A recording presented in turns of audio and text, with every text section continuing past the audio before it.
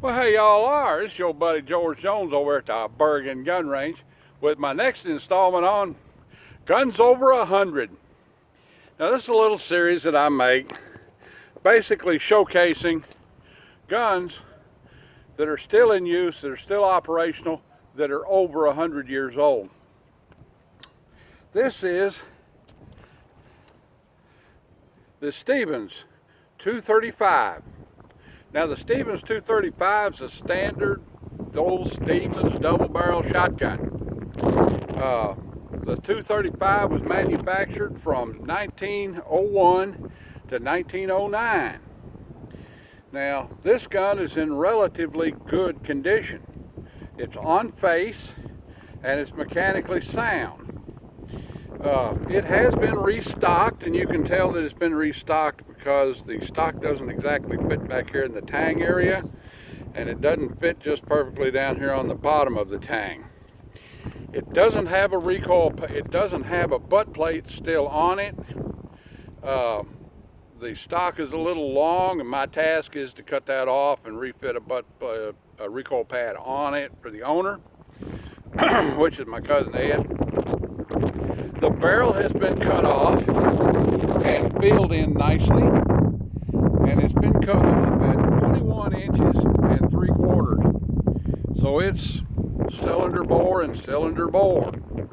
We're going to shoot this guy right here and prove that it does in fact work. And we'll see.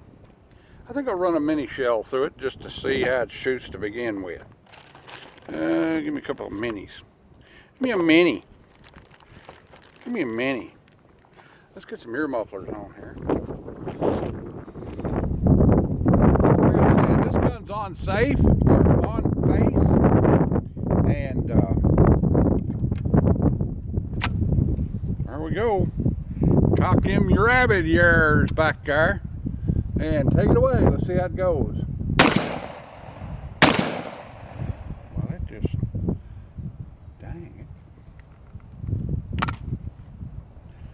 Gun actually patterns pretty good down there. I didn't sit up today to pattern this gun because frankly I didn't think it would have any pattern to it. But let's try a couple of 7.5 universal Winchesters. See what it'll do on that 12-inch steel disc down there at 25 yards. And it moved it very nicely. This is quite a double barrel, actually. This is not too shabby of an old gun. Now let's see. Looks like an Estate 8 and a Universal 7.5. Let's see how it does as a defensive gun. I'm going to shoot the old steel silhouette one time.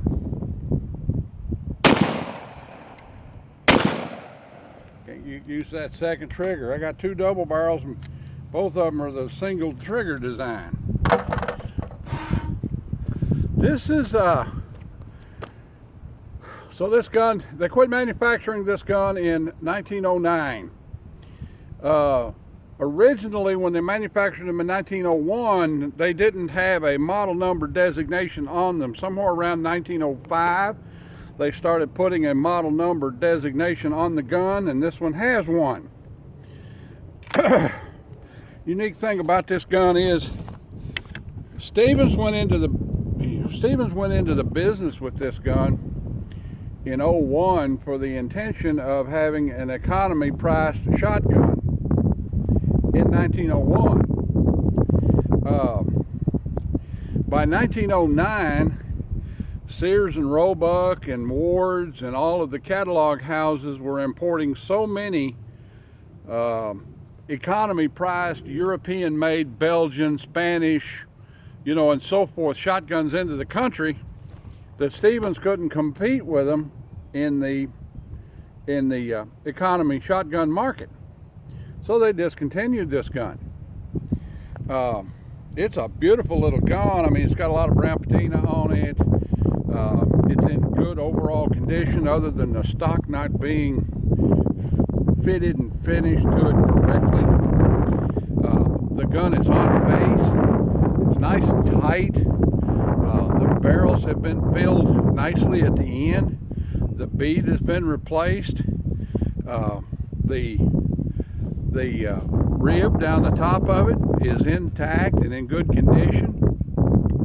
Overall, as a gun to grade out for a used value, I'd say this gun is worth somewhere in the neighborhood of $150 today, even though it sold for $17 when it was new. Just a great little gun. The fore end is of the snap-on type, and the snap-on mechanism is tight, holding on there good. This gun has been, other than the fact that somebody broke the stock somewhere along the ways and it had to be replaced, and somebody chopped the barrels off, you know, other than that, it seems to be well taken care of. Now, when this gun was made new, black powder shotgun ammunition was very common, and the barrels in this guy are in very good condition.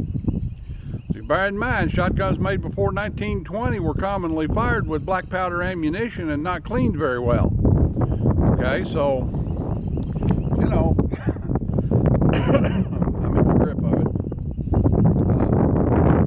Just an overall very nice gun. You know, you see one of these guys around, you know, give it the old shake, make sure it's on face, look at it, make sure your forearm is in good shape, look down the barrel, make sure you ain't got a place about to rust through, and these guys are still viable guns today. I don't know if I'd shoot full house 2 3/4 inch Magnum buckshot out of it, but you know, if number 6 is in low bright shells,